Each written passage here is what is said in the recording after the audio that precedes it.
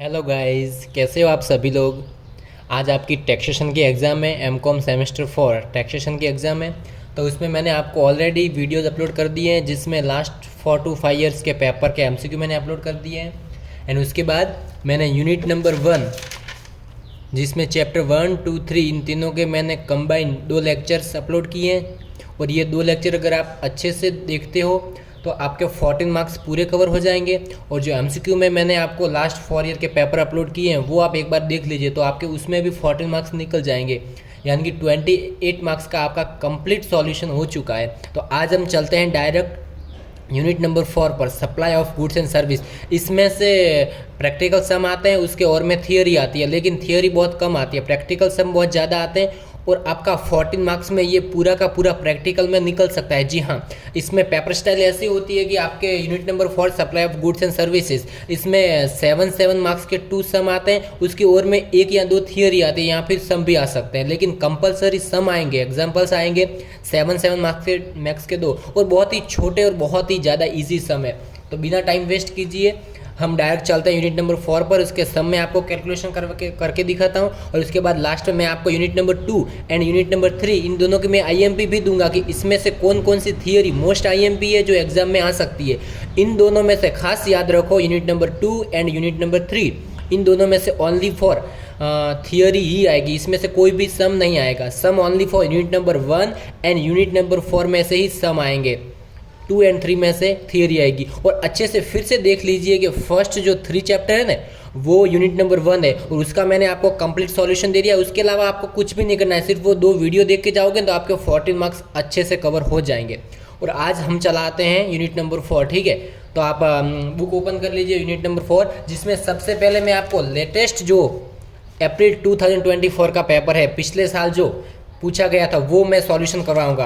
देखो, मैं आपको लास्ट 2 to 3 ईयर्स के मोस्ट आईएमपी क्वेश्चन है वो आपको करवाता हूँ, उसी में से एग्जाम में आता है मोस्ट ऑफ। ये बिना फालतू के सम्स नहीं करने के, जो 24, 23, 22 में जो मोस्ट आईएमपी सम है जो यूनिवर्सिटी में पूछे जाते हैं वही करने के। तो देखो, इस टाइप का एग्जाम में सम आता है, 7 मार्क्स के 2 सम आते हैं, जिसमें 7 मार्क्स का ये, 7 मार्क्स का ये है प्लेस ऑफ सप्लाई, और ये है वैल्यू ऑफ सप्लाई का सम। ये 2 सम है, एग्जाम में मोस्ट आईएमपी सम है। तो इसका मैं आपको पूरा कैलकुलेशन दिखाता हूँ कि किस तरह से ये सम आपको करने होते हैं, ठीक है। तो देखिए, सबसे इजी ये क्या लिखा है, फर्स्ट, अगर ऐसा सम आपको दिया गया है जहां आपको place of supply find out करना है, तो देखो, mister Jay of Jaipur supplied goods to mister Manish Mumbai, यानी कि मिस्टर जय है जयपुर से हैं, वो मनीष को गुड्स सप्लाई कर रहे हैं। तो यहाँ पे क्या हो रहा है, जयपुर से गुड्स जा रहा है और बॉम्बे में सप्लाई हो रहा है, यानी कि गुड्स जयपुर से बॉम्बे जा रहा है, तो उसका प्लेस ऑफ सप्लाई क्या हुआ, बॉम्बे। क्योंकि हम जो भी माल सामान हम बेचते हैं, तो जहाँ पर हम बेच रहे हैं, जहाँ पर वो माल सामान जा रहा है, वो क्या होगा, उसका प्लेस ऑफ सप्लाई। इसमें आगे क्या लिखा है, but when the goods was transit mister Manish instruction supplier mister Jay to deliver the goods mister Amit of Ahmedabad. यहाँ पे इस पूरे में ये कहा गया है आपको कि जो मिस्टर जय जयपुर के रहने वाला है, वो गुड्स बेच रहा है मनीष को बॉम्बे में, लेकिन ऑलरेडी बिल बन चुका है बॉम्बे के लिए। लेकिन जब वो माल की डिलीवरी स्टार्ट हो रही है टेम्पो से, तब मनीष फोन करके जय को ये बताते हैं कि आप थर्ड पार्टी, यानी कि मेरा फ्रेंड अमित है ना, उसको अहमदाबाद में ही गुड्स सप्लाई कर लीजिए। लेकिन ये पॉसिबल नहीं है, क्योंकि देखो, इसमें क्या है, ऑलरेडी इनवॉइस डेट बन चुकी है, इनवॉइस बन चुका है, बिल बन चुका है बॉम्बे का, तो माल तो अब जो जय है वो अमित के पास अहमदाबाद भेज देगा, लेकिन जो इनवॉइस बनी है वो बॉम्बे की बनी है। तो जब इस सिचुएशन का सम आता है, तब आपको प्लेस ऑफ सप्लाई हमेशा लिखना है बॉम्बे। तो इसका सॉल्यूशन कैसे करना है, तो वो देखो, बहुत ही इजी सॉल्यूशन है, मैं आपको सिखाता हूँ। इसमें क्या लिखा है, देखो, बहुत ही इजी सॉल्यूशन है। मिस्टर जय जो कहाँ के हैं, जयपुर, मिस्टर मनीष जो कहाँ के हैं, मुंबई। तो यहाँ पे जो जय है ये मिस्टर मनीष को गुड सप्लाई कर रहा है। तो इस सिचुएशन में आपका प्लेस ऑफ सप्लाई POS, आपको फुल फॉर्म ही लिखना है, एग्जाम में शॉर्ट फॉर्म नहीं चलेगा। अगर फुल मार्क्स चाहिए 7 out of 7, तो आपको लिखना होगा place of supply is equal to Mumbai. तो यही आपको मांगा है कि state the place of supply with reason and which GST applicable. GST कौन सा लगेगा, देखो जयपुर टू बॉम्बे एक स्टेट से दूसरे स्टेट में विद इन द स्टेट नहीं है तो क्या आएगा, IGST। बस हो गया, ये आपका आंसर। इसमें आपको पूरे 7 मार्क्स मिल गए। बहुत ही इजी है, लेकिन आपको अच्छे से प्रेजेंटेशन दिखाना है। मिस्टर जय जो जयपुर के हैं, मिस्टर एम बॉम्बे के हैं, और इसमें थर्ड पार्टी अवेलेबल है मिस्टर अमित अहमदाबाद। लेकिन इन दिस सिचुएशन की जब थर्ड पार्टी अवेलेबल हो तब आपका प्लेस ऑफ सप्लाई कौन सा होगा, अल्टीमेट जहां के लिए इनवॉइस बन रहा है यानी कि बॉम्बे, और इसमें लगेगा आपका GST IGST क्योंकि उसी स्टेट में हो रहा है। अगर इसकी जगह बोला होता कि अहमदाबाद टू सूरत तो क्या होता, गुजरात टू गुजरात, तो इसमें क्या होता SGST एंड UGST, ये 2 GST लगते हैं। ठीक है, तो ये आपका हो गया नंबर 4 का A, अप्रैल 2024। अब हम देखते हैं B। ठीक है, अब हम देखते हैं बी में क्या बोला है, देखो इसमें क्या लिखा है, रिवर्स चार्ज बेजिस। याद रखो जब इस टाइप के सम आते हैं जिसमें लिखा हो, 2 टाइप के सम होते हैं, एक तो रिवर्स चार्ज बेजिस और एक होता है सिंपल सम। अगर इसमें ये सब कुछ इन्फॉर्मेशन आपको दी है लेकिन ऐसा नहीं बोला है कि रिवर्स चार्ज बेजिस, तो आपको सिंपल तरीके से सम का सॉल्यूशन करना है। लेकिन जब आपको बोला गया हो कि रिवर्स चार्ज बेजिस, तब आपको क्या करना है, इस तरह का आपको सबसे पहले फॉर्मेट बना लेना है। ये आपका फॉर्मेट है, इस तरह का आपको फॉर्मेट बना लेना है। अप्रैल 2024 फॉर बी का सम है। फॉर्मेट हमेशा याद रखो, अगर पूछा गया है रिवर्स चार्ज बेजिस, अगर ऐसा पूछा गया है और आपको फाइंड आउट करना है टाइम ऑफ सप्लाई, यहाँ पे देखो लिखा है, क्या लिखा है कि आपको क्या फाइंड आउट करना है, टाइम ऑफ सप्लाई। ठीक है, ये देखो पेड रिवर्स चार्ज बेजिस। ठीक है, अब आपको यहाँ पे determine the time of supply in following case. ठीक है, आपको टाइम ऑफ सप्लाई करना है। तो सबसे पहले आपको ये कोष्टक बना देना है। ये कोष्टक आप अपने माइंड में फिट कर लो। फर्स्ट आएगा date of receipt of goods, second book entry, then bank entry, then invoice date plus 30 days. ये आपका पूरा फॉर्मूला है, ये 30 डेज लिखना पड़ेगा। Invoice date plus 30 days and last one is time of supply. ठीक है, तो अब देखो हम स्टार्ट कैसे करेंगे, क्या लिखा है, date of receipt of goods. तो गुड्स की रिसिप्ट कौन सी है, तो ये देखो आप वापस सम में आ जाओ, यहाँ पे देखो लिखा होगा, ये क्या लिखा है, देखो case number 1 date of receipt of goods कितना है, 14/3/2024। तो यहाँ पे लिखेंगे फर्स्ट कॉलम में 14/3/2024। ठीक है, बुक एंट्री कब की और बैंक एंट्री कब की, तो ये रही देखो रिकॉर्डेड इन द बुक में कब एंट्री की है, 22/3/2024 को, तो 22/3/2024। एंड बैंक एंट्री क्या आएगी, बैंक अकाउंट। ठीक है, debited in the bank account यानी कि बैंक एंट्री 25/3/2024। तो यहाँ पर आएगा 25/3/2024 and last one is invoice date. Invoice date कहाँ है, तो ये रहा देखो, यहाँ पे आपको साफ साफ दिया गया है, date of invoice prepaid by Sun limited 10/3/2024। मैंने क्या बोला है, इसमें 30 डेज आपको प्लस करने हैं। तो फर्स्ट आपको लिखना है 10/3/2024, उसमें 30 डेज प्लस, तो कितना आएगा 10/4/2024। ये आपका हो गया कॉलम। और टाइम ऑफ सप्लाई कैसे निकलेगा, इन चारों में से जो डेट सबसे कम है, सबसे छोटे में छोटी तारीख जो है वो आपको कंसीडर करनी होती है। तो इसमें देखो 14/3/2024 है, सबसे छोटी तारीख है, तो ये आपको यहाँ पे कंसीडर कर देनी है। ये आपका केस नंबर 1 हो गया। कितने 3 केस दिए गए, case number 1, 2 and 3 first complete. Next क्या है, case number 2 receipt of goods 1/4/2024। तो सेकंड में लिखेंगे 1/4/2024 और बुक एंट्री सेम आएगी, बैंक एंट्री सेम आएगी एंड इनवॉइस डेट भी सेम आएगी क्योंकि इसमें इनवॉइस डेट एक ही दी गई है। तो 10/4/2024। ठीक है, और इसमें भी जो सबसे छोटी तारीख है वो आपको लिखनी है, तो कौन सी, 1/4/2024। ये हो गया केस नंबर 2, बहुत ही ईजी सम है। लास्ट केस नंबर 3 में क्या दिया है, रिसिप्ट ऑफ गुड्स 15/4/2024। तो ये रहा 15/4/2024, book entry same, bank entry same, invoice date same. सबसे छोटी जो एंट्री है वो यहाँ पे आपको लिखनी है 10/4/2024। ये आपका आंसर हो गया, बस ये 7 मार्क्स का आंसर, बहुत ही ईजी है। फिर से समझा देता हूँ, अगर सम में रिवर्स चार्ज बेसिस दिया गया हो तो आपको कॉलम कौन कौन से बनाने होते हैं, date of receipt of goods, book entry, bank entry, invoice date plus 30 days and time of supply. तो वो सब कुछ आपको यहाँ पे दिया हुआ होगा, वो सिर्फ आपको राइट डाउन करना है अपने कॉलम में, ठीक है। और लास्ट में टाइम ऑफ सप्लाई निकालना है। इसमें से जो सबसे छोटी जो तारीख होगी, डेट होगी, वो आपको यहाँ पे कंसीडर करनी होती है। तो ये आपका सम हो गया। और मैंने आपको बोला है अगर रिवर्स चार्ज बेसिस नहीं दिया गया हो, अगर सिंपल सम हो, मैं आपको एक दिखाता हूँ कैसा सिंपल टाइप का सम होता है। एग्जाम में आता नहीं है बट कभी कभार, ये तो गुजरात यूनिवर्सिटी है, कभी पूछ भी लेवे, ठीक है। तो उसके लिए मैं आपको सिंपल सम भी दिखा देता हूँ। सिंपल सम किस तरह से आता है, जिसमें आपको मतलब कुछ भी दिया हुआ ना हो।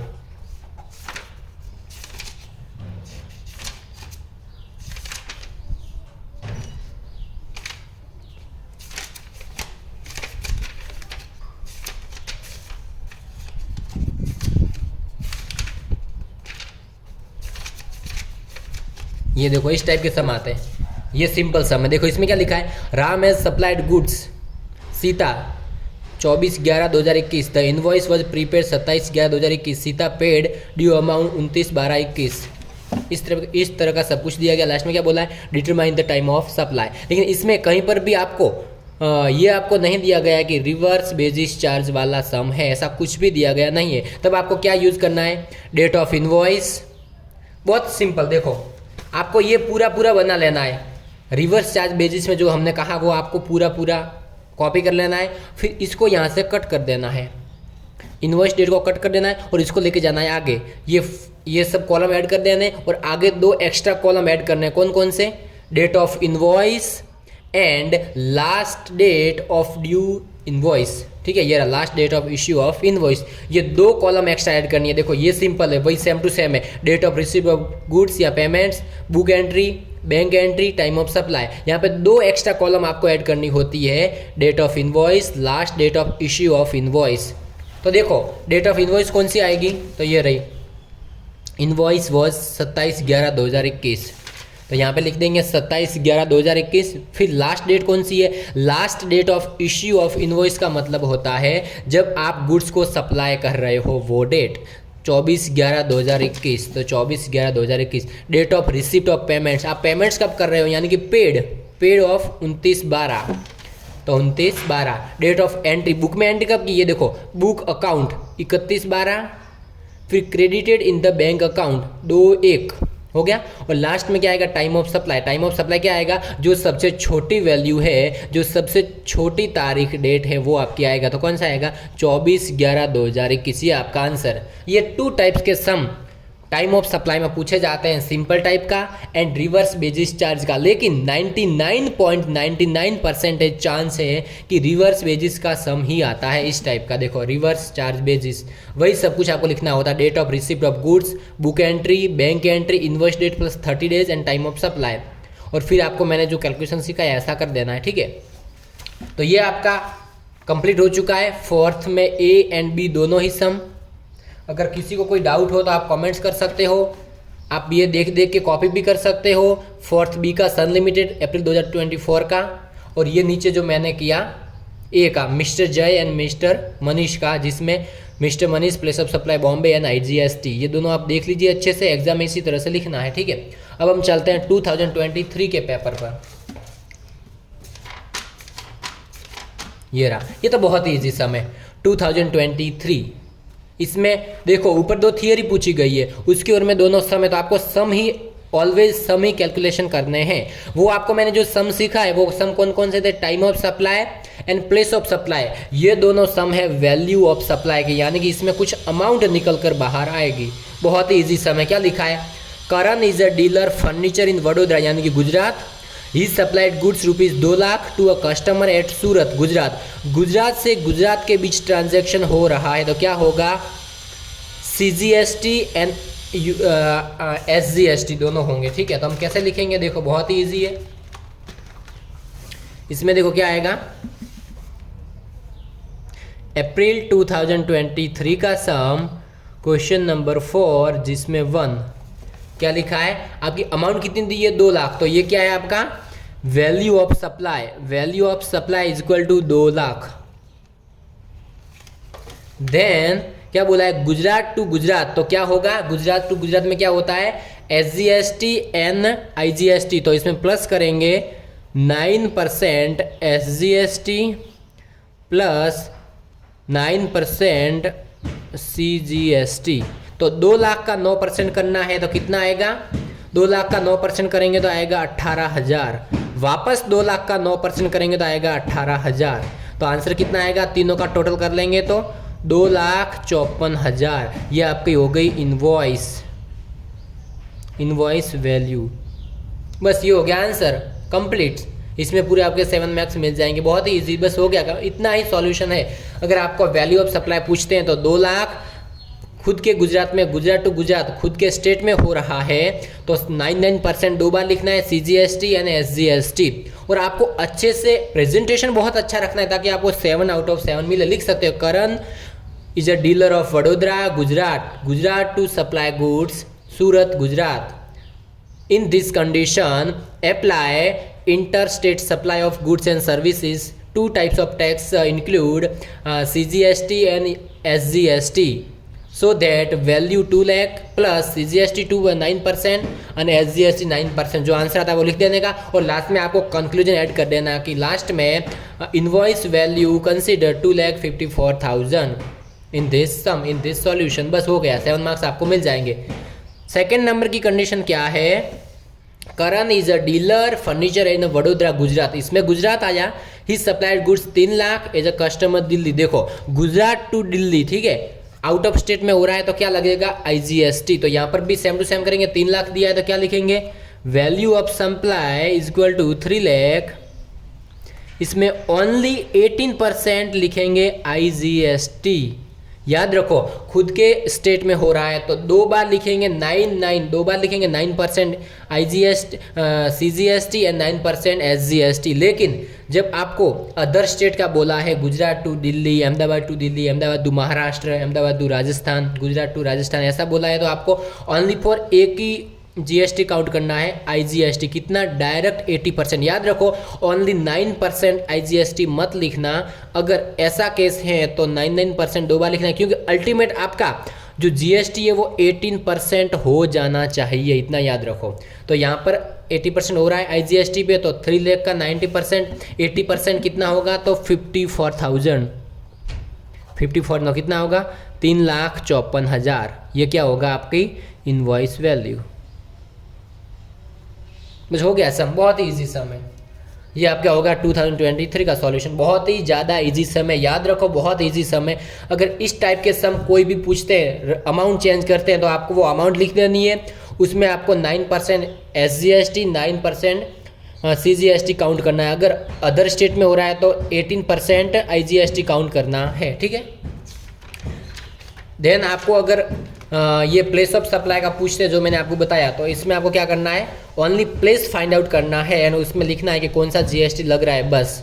उसके बाद रिवर्स चार्ज बेसिस का अगर आपको पूछते हैं तो आपको कॉलम बना देनी है, date of receipt of goods, book entry, bank entry, invoice date plus 30 days and time of supply. अगर आपको सिंपल सम पूछते हैं तो date of invoice, last date of issue of invoice, date of receipt of payment, book entry, bank entry and time of supply, बस enough. इस तरह से अगर आप करेंगे तो आपके फुल मार्क्स मिल जाएंगे। आई होप कि आपको अच्छे से सब कुछ समझ में आ गया होगा। अब लास्ट में मैं आपको एक छोटी सी IMP देना चाहूँगा unit number 2 and unit number 3 के लिए, जो आप अच्छे से देख लीजिए। बहुत ही कम दूंगा क्योंकि बहुत ही कम टाइम बचा है। आप अभी आज आपकी 4 से 5 घंटे के बाद आपकी एग्ज़ाम स्टार्ट हो रही है, तो बहुत ही कम से कम मैं आपको IMP देने की कोशिश करूंगा। डायरेक्ट आ जाइए यूनिट नंबर 3 में, चैप्टर नंबर 5, जिसमें मोस्ट IMP सम ये क्वेश्चन ये GST centre state financial relation most IMP है एग्जाम के लिए। देन ये GST council and functions most IMP है।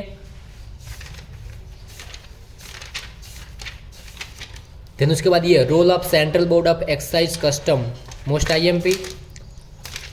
बस इतना कर लीजिए। ये कि आपका यूनिट नंबर 3 एंड देन आपका unit number 4। Direct unit number 4 में आ जाइए। बहुत ही कम से कम मैं आपको थियरी देना चाहूँगा, उसी में से एग्जाम में होगा। Unit number 4 most IMP, sorry unit number 4 आ गया ना। आपको मैं अभी दिखाता हूँ यूनिट नंबर 2। यूनिट नंबर 3 हो गया, अब यूनिट नंबर 2। यूनिट नंबर 3 का मैंने आपको IMP दे दिया है। अब मैं आपको देना चाहूँगा यूनिट नंबर 2 का, ठीक है। यूनिट नंबर 2 में देखिए मोस्ट IMP ये कंपोनेंट्स ऑफ जीएसटी या फिर टाइप्स ऑफ जीएसटी, कुछ भी नाम बोल सकते हैं। Salient features most IMP. बहुत ही कम टाइम बचा है हमारे पास, इसके लिए मैं आपको बहुत ही स्पीडली जा रहा हूँ, बाकी आराम से वीडियो बनाता। Then benefits of goods and service tax most IMP. और देखो ये डेफिनेशन है, डेफिनेशन आप नहीं करोगे तब भी चलेगा, क्योंकि डेफिनेशन के ओर में आपको थियरी आ ही जाएगी, इसके लिए डेफिनेशन आपको नहीं करनी है, बहुत ही हार्ड डेफिनेशन है। ये आपका होगा यूनिट नंबर 2, बस इतना ही आपको करना है। Unit number 3 and unit number 2 में मैंने आपको आईएमपी दे दी है, एंड यूनिट नंबर 1 के मैंने आपको वीडियो अपलोड कर दिए, एंड यूनिट नंबर 4 का अभी मैंने ये वीडियो अपलोड किया था, आप अच्छे से देख लीजिए। बहुत ही ईजी समय, खास करके यूनिट नंबर 4 के बहुत ही ज़्यादा ईजी समय, आप अच्छे से देख लीजिए, आपको रिकवर हो जाएंगे फुल मार्क्स, ठीक है। अगर आपको फिर भी कोई इश्यू क्वेरी रहती है, कोई इश्यू रहता है, तो आप प्लीज़ कमेंट कीजिए, लाइक्स कीजिए, सब्सक्राइब कीजिए, एंड आगे के लिए भी मेरे साथ बने रहिए। सब्सक्राइब कर लीजिए मेरे यूट्यूब चैनल को, आगे भी सब वीडियो आते रहेंगे, मोस्ट आईएमपी एमसीक्यूज आते रहेंगे, लास्ट 5 ईयर्स के अकाउंट हो, ऐसे राइटिंग हो, और खास करके लास्ट 2 पेपर जो है 15 और 16 अप्रैल को ऐसे राइटिंग, मैनेजमेंट अकाउंटिंग का ऐसे राइटिंग एंड इंटरनेशनल अकाउंटिंग का ऐसे राइटिंग, उसमें किस तरह से पूछा जाता है क्या, वो सब कुछ मैं आपको नेक्स्ट वीडियो में दिखाऊंगा, बताऊंगा। बहुत ही ज़्यादा इजी है वो भी, उसमें मैं 2 या 3 ही आपको थियरी दूंगा, मोस्ट आईएमपी वो एग्जाम में 101% होगी ही। तो प्लीज़ सब्सक्राइब करके रखिए मेरे चैनल को, ठीक है। आगे मिलते हैं, थैंक यू।